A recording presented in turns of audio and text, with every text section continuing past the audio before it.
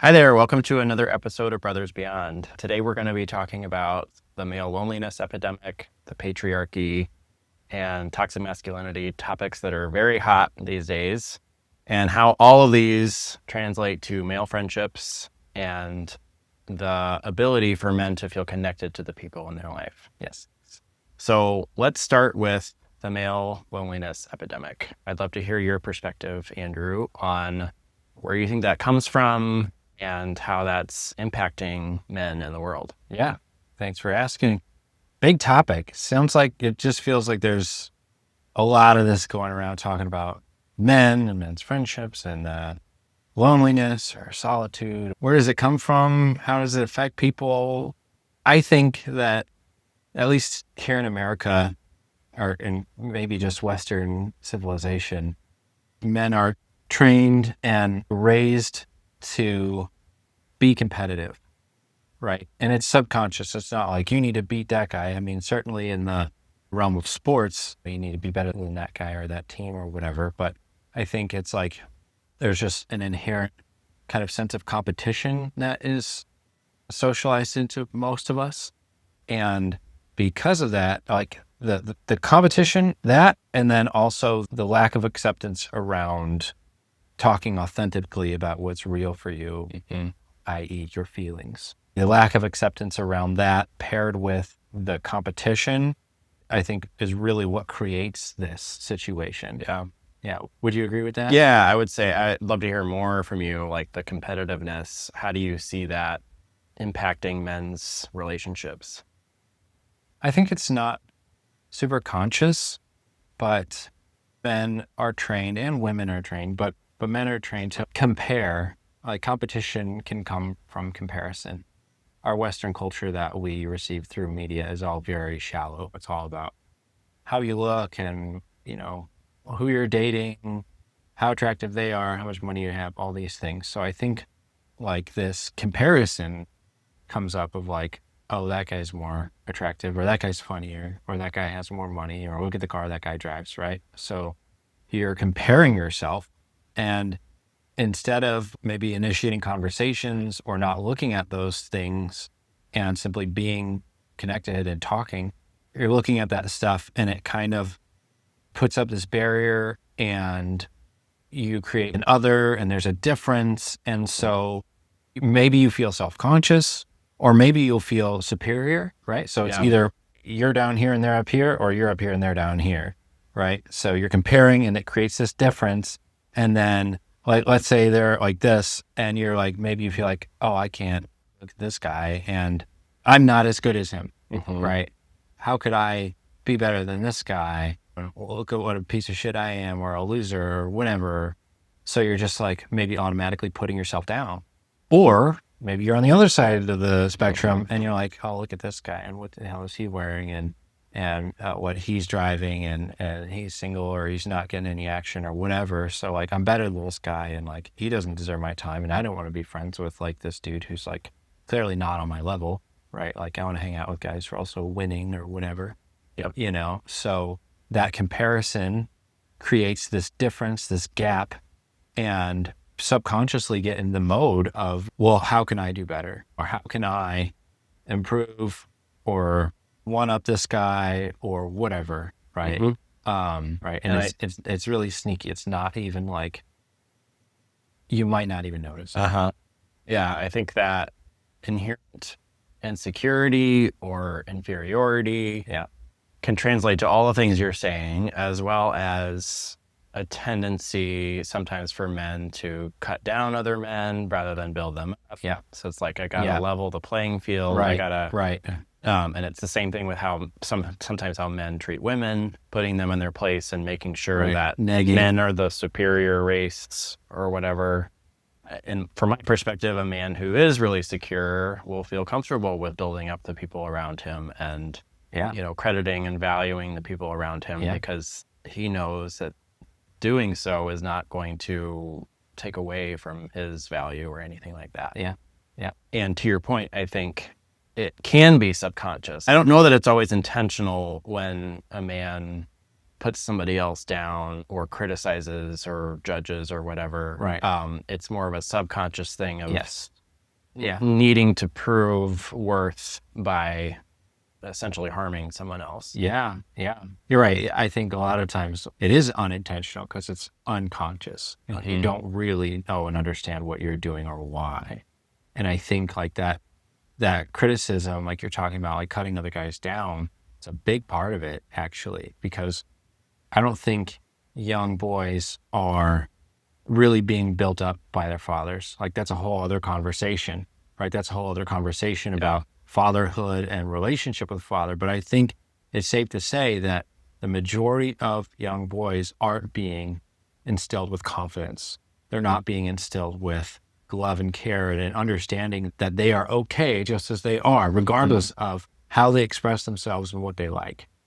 I think the majority of young boys are getting messages of criticism from their fathers, messages of you're not good enough, or you need to do better, or why are you this way, or I don't want to talk to you, or they're just simply not fucking there, right? Yeah. Maybe they're actually gone, like physically, or maybe they're emotionally and functionally gone. Maybe they go into the office, they come home, they eat dinner, and you just don't get any airtime or consideration. Yeah. It results in boys growing up to be young men who don't have confidence in themselves and do not feel secure inside themselves. They don't feel content and okay, right? Because they either got no reinforcement and support or negative reinforcement. Right. And so you come into the world, you go into high school and then you go into college and you're like, you feel like this big, right?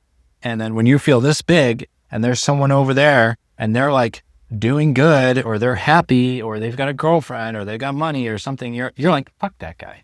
Because you're just immediately comparing yourself. You don't care about yourself and you're not giving yourself the love and attention. And so you feel like shit and you want to make yourself feel better. So you're like, I'm going to make them feel bad. Whether it's a woman or another man or anybody, I'm going to make them feel bad. I'm going to take them down a notch with a joke, a comment, a post, or even violence. I'll hit them and hurt them, or maybe intentional, or it's joking, punching a guy or whatever. And so, cutting them down to make yourself feel better, to build yourself up, right? And like where that difference exists and you don't have that confidence, it just totally ruins the opportunity for authentic friendship. That ruins the opportunity to feel safe, to connect with another person, because inherently they are unsafe because they pose some kind of a threat to you. And it could be like, it doesn't even have to be like a guy that has all the money and all the cars and all the women. Like, you're a young person. There's probably not very common for young guys to have all of that, right? They could be the same as you, but because of your negative perception of your own self, you're going to find something in them that you think is better, and then that's not okay. Yeah. I remember, I don't know if this was my perception or not, but I excelled academically in school, and I felt, I saw some jealousy coming from the other boys in my class. And I felt isolated because in hindsight, I think there was some jealousy happening. Yeah. And of course, I was in my position was, jealous or envious of their athletic abilities and their ability to have friends. So there's a lot of different pieces. And I think what you were saying about how dads treat their sons is huge. We as men learn a lot from our fathers, whether they're there or not. Right. And also from society at large about how to be a man. And so much of it is subconscious and programmed. Right. And we may not realize what is only further isolating us from feeling connected to the people in our lives. Yes, I definitely agree with you. A lot of that programming from society is unconscious, but also we're living in the age of YouTube where, because of maybe the absence of their father physically or emotionally or just time-wise, like young guys are online, right? And they're watching guys streaming video games or just other streamers. They're watching YouTube. They're on TikTok, and they're not getting good examples of what is a good man, what is a strong, healthy, competent man. Yeah. They're literally being targeted with all this negative manosphere shit of like Andrew Tate, who's like, you need to get a supercar and you need to fuck chicks and this is how you do it. You know, you need to be hitting the gym hard. Like, otherwise you're a pussy, you're gay, you know? And like, they're literally being targeted and told this information because it's profitable. Yeah. So it's not even like they're watching a movie with this actor up on the screen. It's being spoken directly to. It's coming from a lot of different angles. Yeah. And that kind of messaging speaks to some of the inferiority stuff. So it inherently puts women below men, or as a gay man, it's like gay men are less than straight men because they're more like women. Like, it's all inherently misogynistic and sexist. Sometimes it's hard for me to even talk about because I don't fully understand all of it. It's just so like silly to me, but it is societally true that these things exist. I think that also translates to how, what you mentioned before about like men typically not being as emotionally available or present or emotionally knowledgeable, able to have conversations, willing to have conversations about feelings, because that's feminine. And all of these things are contributing to this loneliness epidemic where men are feeling more and more isolated. And what my message or my thought on this would be is like, it's not necessarily our fault as men that all of this has been programmed, and but it is our responsibility for our own lives to make things different and to change things, change how we think, change how we relate to other people, how we treat other people, how we treat ourselves. And speaking as someone who's on the other side of that, where I have a lot of really amazing friendships with both men and women, there's a lot of freedom on the other side of that historical way of being where I was very closed off and felt like I needed to suppress everything, had some element of that comparison and things like that. So it's an individual choice and an individual journey to take to kind of break free from all of that bullshit. It absolutely is. And it happens for everybody at a different time, or may not happen. There's lots of guys that don't ever kind of reflect and make changes. Back to what you were saying about responsibility and it's not our fault. I was kind of seeing this feedback loop of guys are insecure and struggle with friendship. So they don't talk to each other and they're in competition mode, which like hurts the other guy, hurts themselves, which makes them not want to do the stuff even more. So they're already hurt by it. And then they hurt other guys and it just comes back around. It just keeps going. Right. So if you notice that you're feeling like shit, either because you feel alone or you feel like no one understands you, no one has the same problems as you, or you're bearing this burden of problems and pain and difficulties and all these feelings, hopefully that will push you into like, well, what's the solution here? You know, how can I get out of this situation that I'm in? Because I didn't ask to be here. Somehow I've just arrived and it's painful, right? And it sucks. And like, maybe there's a different way, or how can my life feel better? How can I feel less lonely? How can I feel connected? Hopefully that drives them to healthy solutions. And if you're listening to this, I hope that's where you're at. Because it can also drive people into unhealthy solutions. You know, I think those guys are not always super conscious of what's going on.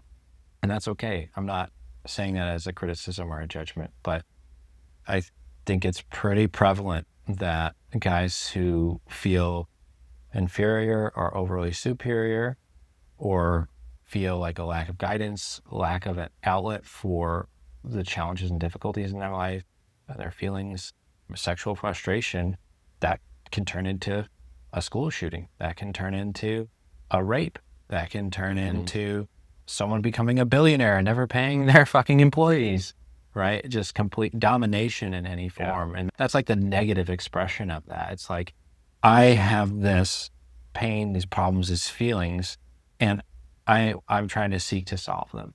I'm going to kill someone, I'm going to hurt someone, I'm going to take advantage of someone, or just control them, you know? Yeah. I think a lot of those big extreme situations come from a lack of awareness, a lack of self-responsibility for sure. Yeah. But even a lack of awareness to start, because awareness is the first step, right? Yeah. And I think when it comes to taking responsibility, to your point, it's like, if I, as a man, I'm noticing that I don't have a lot of friends, or I don't have any friends, or my relationships really suffer, what I've observed is that someone in that position, it could be easy to kind of put on a victim mentality of nobody likes me, everybody hates me, I'm suffering, but it's all everybody else's fault. Like, I'm not doing anything wrong. Yeah. I think that's something to be aware of, because I think it's human nature to experience victim mentality to some degree at different points in our lives. Because it can feel very real. It can feel very real. Like, what the fuck is going on? Like, why is this happening or not happening? Yeah. Yeah. And I think it's important to notice that, like, if the common thread to all of our relationships is ourselves. And so if we're experiencing these sorts of challenges with everybody in our life, then what's the common denominator? Yeah. And it's not about putting blame on ourselves. No. But it is about taking responsibility for that. And like, okay, well, if this is what's happening in all of my relationships, maybe I can be doing something differently. Hearing you say that, like, I 100% agree. And there might be people listening out there, or people that are in this situation. And I want to be really clear that, like, we're not blaming you. And I did hear you say that. And things did happen to you, but that doesn't necessarily make you a victim, right? Things happen to every person. Every child grows up in an environment and receives information that they don't ask for, that they didn't sign up for, that they maybe don't want. And that contributes to who they are, how they see the world, and how they behave. And so in that sense, I don't think victim is the right word, but there is truth. There is truth to that. And so I don't want anyone to feel like you're being blamed, because that can just inflame everything.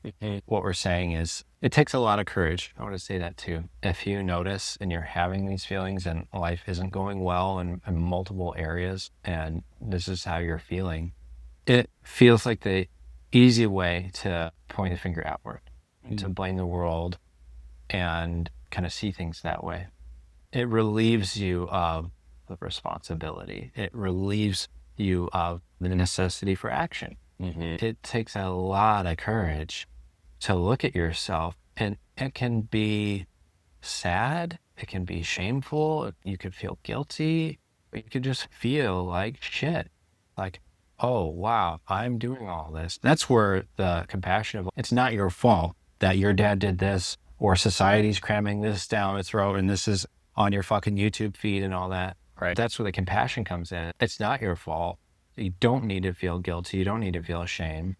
But let me look at myself. Like, what programs am I carrying that I didn't pick up intentionally? Right.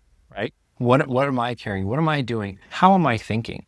Right? Like, how am I thinking about other people? How am I thinking about myself? How am I thinking about the interactions that I'm having? What's my worldview? What's my perspective? And it requires a lot of courage to look at yourself that way, and to be able to have that compassion. If you are in this position, you maybe don't have that compassion muscle or that forgiveness muscle built up. It's a challenge, but it can be done. Lots of people do it. Because what we think impacts how we feel, and what we feel impacts how we behave, how we treat other people. So if you're not feeling good, that can be a signal to look at your thoughts. And like Andrew said, a lot of those thoughts are so ingrained, and it can actually be a fun exploration of looking at these thoughts that you have that you think are black and white, and you think that's how the world works. But it's like, if that's making me feel like shit, then maybe there's a different way of thinking about this. And what that is, you get to explore and figure out for yourself. And another thing I was going to add is, it does take a lot of courage to look at yourself. It also takes a lot of courage to be the change you want to see in your relationships. So whether it's with your guy friends and kind of opening the door for a more emotionally available, emotionally intimate conversation, or with female friends, female spouses, partners, because my understanding of one of the challenges that men are experiencing, straight men are experiencing, is I'm trying to open up, I'm trying to express my feelings, and then my female partner doesn't receive it well, or they kind of perpetuate the toxic masculinity traits back at me of like, be a man, grow up, like, I can't handle this right now. All those things. And so like, I want to be very clear that I'm not blaming men by any means. Like, we all have responsibility for changing and shifting the way we think, the way we view ourselves and the people around us. But we also can't change other people. That's their choice. That's their path. So we have to take responsibility for ourselves. And I'm acknowledging that it is not necessarily easy to put ourselves out there and change the way our relationships, our interactions are happening, especially when the other person isn't necessarily open to it or wanting things to be different. That is a particular challenge of, okay, I want more intimacy. I want to be seen and understood more for who I am and what I'm going through. But if you are coming from this perspective, this old mindset, it's likely that you have people around you that's very unfamiliar and that's not normal for them. So if you're working to make a change and you've been suffering and you want to be seen more, you want to feel more comfortable and safe and cared for, and you've never done that, it's going to be scary probably to first start talking about what's real for you. And then two, like, you might not have a circle around you that's going to understand. And they might not have any experience with it either. So they're gonna be like, what the fuck? Like, don't be gay. Right. Right. Like that's what's gonna come back. Right. And so you just made an attempt and then just got shut down immediately. Right. So that's gonna be demotivating. And so it's like, you can't change people, but you can select people. Right? And so like, maybe you've got a best friend, but maybe even though you consider them your best friend, maybe that's not the right person to open up to when you're seeking to make this change in yourself. Like, they might not be able to receive it. They might not be able to hear you. They might not be able to understand. They probably don't know how to respond in a way that's going to be supportive and feel safe and good to you. It might be really hard to ask that of people. I've seen a lot of guys start to make these changes in their life and they kind of lose all their old friends. There might even be guys that get divorced because their wife, a woman who you'd think would be more understanding of feelings, just doesn't want to hear it, doesn't want you to be that way. Gotta start to find people and understand like who can hear and who's going to care and not judge you or criticize you. And if you're feeling like there's not anybody in your life, friend, spouse, family-wise, that feels safe, that you can practice just like starting to open up about these things. That's what therapists are for, coaches. Andrew started a men's circle in St. Louis. That's probably a resource that exists if you live in a bigger city. There's online groups. And what I love about those spaces is, and what I try to provide to my clients is like, that space allows you to practice doing those things that may be unfamiliar or maybe uncomfortable. And let yourself be messy but be received with safety and understanding and non-judgment and like all the things that you're looking for. Whereas when it's a spouse or a friend or a family member, it may be messier and more challenging. There may be some rejection involved that causes you to feel like, well, fuck, that felt like shit. I don't want to do that anymore. So there are spaces, there's resources available where you can express and explore some of these things in a safer, more contained way. If you consider yourself to be in that category of a man suffering from this loneliness epidemic, that's absolutely the right direction to move, because you could start to try in your own world, in your own sphere, but it might not go well and it might discourage you from trying more or trying again. And then you're like, well, now what? Right? My old way of being is painful and this new way just really didn't work out at all. So finding the right resources and understanding what is going to work is really important. This is a society-wide problem, maybe even a global issue, right? It's not like some easy fix. If it was an easy fix, it'd probably be fixed by now. So just be aware of that, and that it's not easy, but it can be done. It has been done. There's plenty of guys doing it. And so don't lose faith. Don't have a negative mindset about what can happen for you. Don't make those negative projections. It's easy to do, but look for the right kind of resources. Yeah. We've been talking about kind of like how society and media influence us and how our fathers influence us and how we can get into that competition with each other. Let's bring in those buzzwords of like toxic masculinity and patriarchy. I would love to hear you really outline what those are and how what we've been talking about is related to those things. Yeah. When it comes to toxic masculinity, what I often say is masculinity is not inherently toxic. And I think that gets misunderstood, misconstrued by a lot of people, men and women. There is such a thing as healthy masculinity. I think toxic masculinity and patriarchy kind of go hand in hand. From my perspective, and I'd love to hear yours as well, patriarchy is kind of the idea that men are superior and society is better being run by men, and women should not be in roles of leadership. I think there's been a lot of impact from that isn't all necessarily positive. I think there's a question of like, do we as men really benefit from a patriarchal society? And I think we can see that some results such as the male loneliness epidemic and how people are experiencing their relationships just show that there's a lot of room for opportunity. I also think the flip side of toxic masculinity is healthy masculinity, and there is such a thing as masculine energy that is safe, does still provide for people.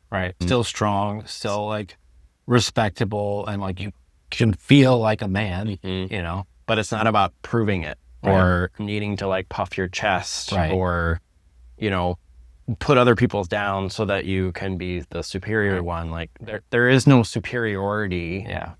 It's just standing in your own power, your own truth, and not needing validation, not needing to puff your chest or prove anything or compare yourself. Like none of that needs to exist. There's a simplicity to it of just knowing your worth, knowing yourself.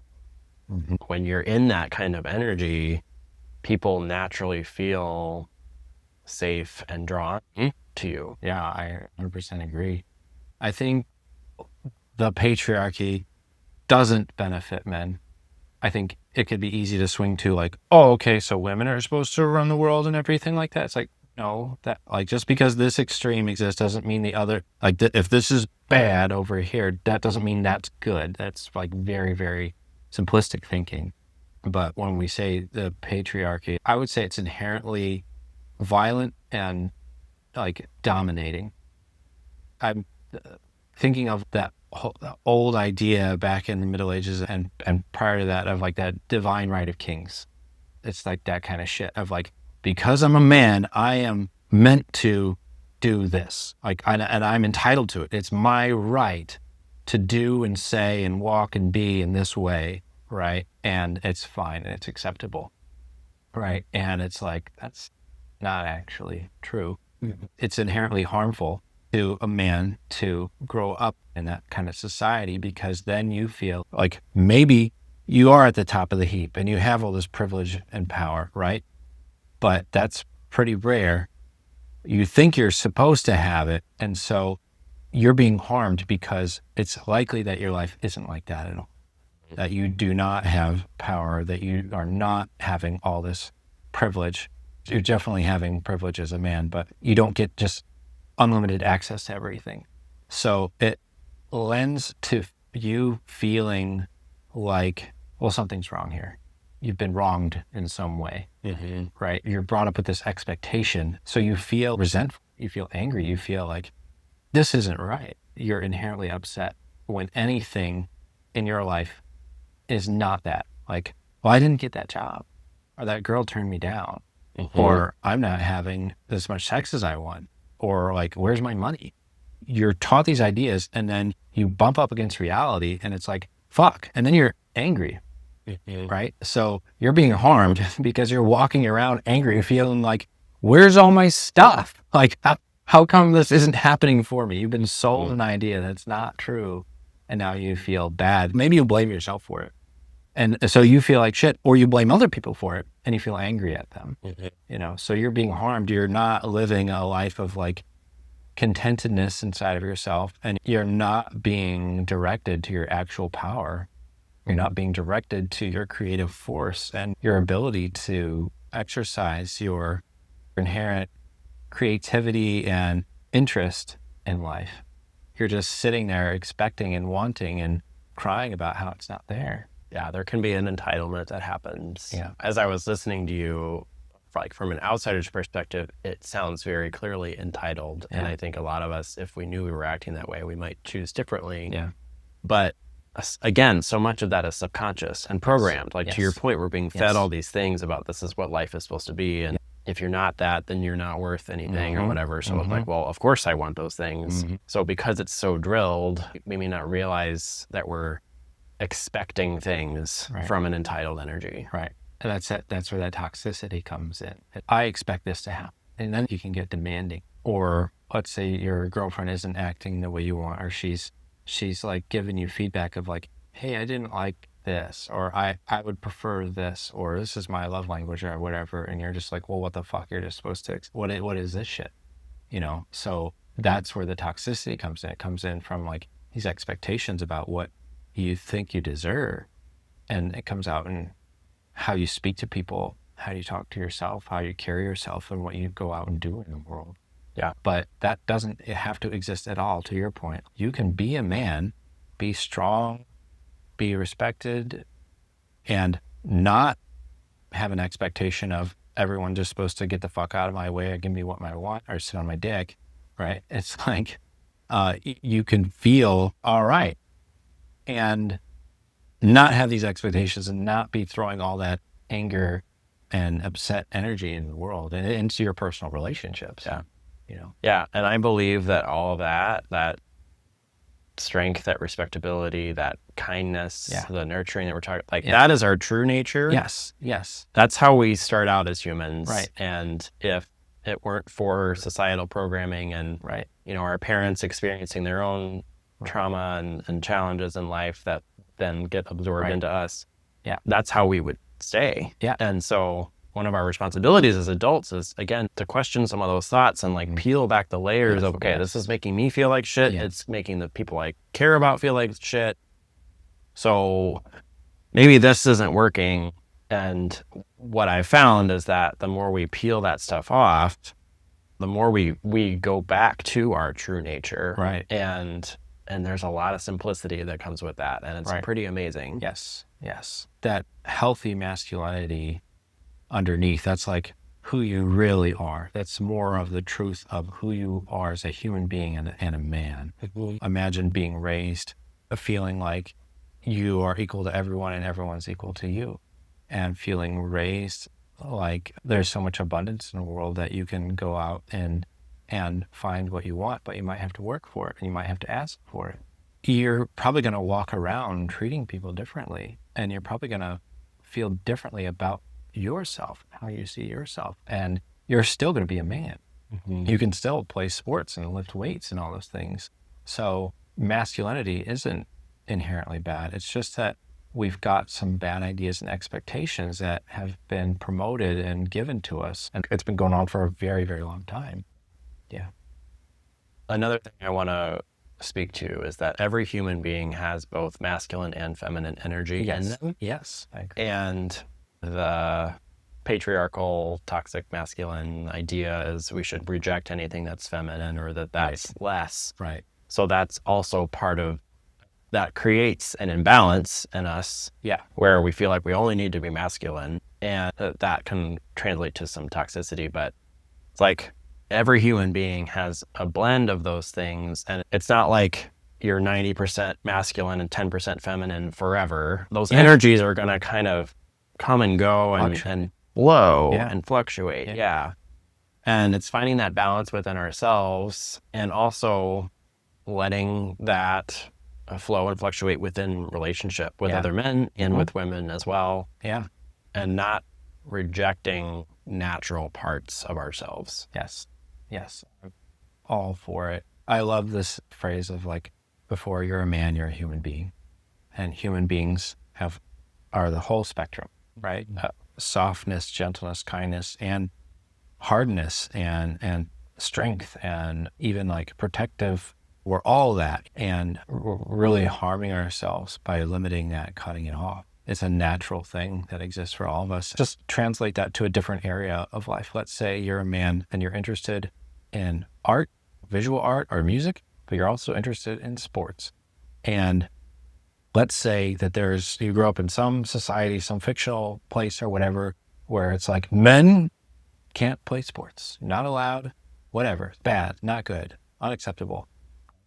But you want to play sports, and you're just like, oh, I can't do that. So you just shut it down, close it off. But that isn't like an inherent part of who you are as a human being. You want to move your body, you want to play, you want to compete, right? How healthy is that? And what does it look like for this whole part of yourself to just go away and be unexpressed, be unexplored, be shamed, ridiculed, and smashed down? Yeah. Like, it's not going to be good. So think about that in regard to like these more feminine qualities of care, of listening, expressing love, using different language, hugging, physical touch, right? Like shutting all that off is turning off a big part of your expression of who you are as a human being, and that's unhealthy. Yeah. Good stuff. Yeah. I want to talk more about maybe your and I personal experiences regarding these things, and I think maybe we'll do that in a part 2. Yeah. Let's do that. Okay.